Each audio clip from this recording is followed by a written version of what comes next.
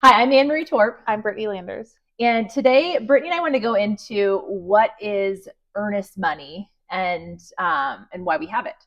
So essentially, earnest money is a good faith deposit that is about 1 to 3% of your purchase price. So let's say you're under contract for a house that's 700,000. Typically, we'll see about 10,000 to 15,000 in earnest money that would be collected.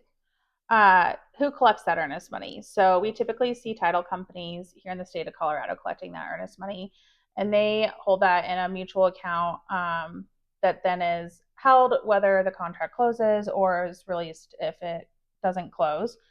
The deadline for earnest money is based in your buy sell contract, but it's typically 1 to 3 days after the contract is signed by both parties.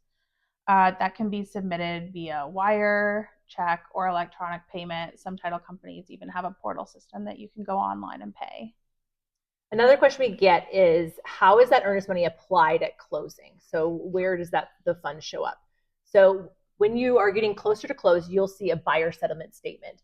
And in that statement, you will see a credit of your earnest money. So essentially, those funds are being applied to the money that's due at close, but you've already accounted for those funds. What happens if your deal falls through?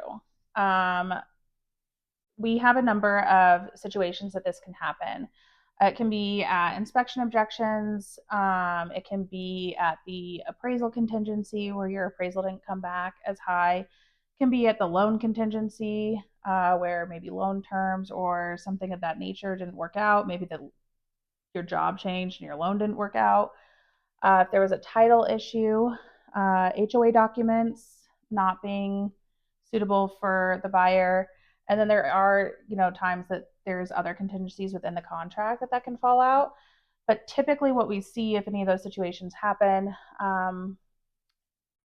your agents, would submit that we are terminating contract before those deadlines, very critical. And we would then see the buyer get refunded that earnest money, but there is a mutual release.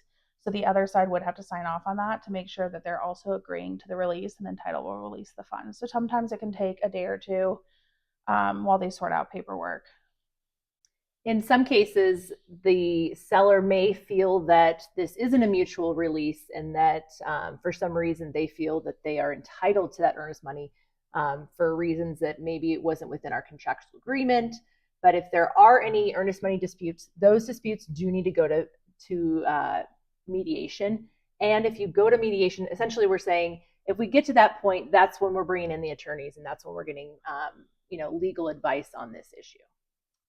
If you have any more questions on earnest money, please feel free to reach out to us as your agents. Thanks so much.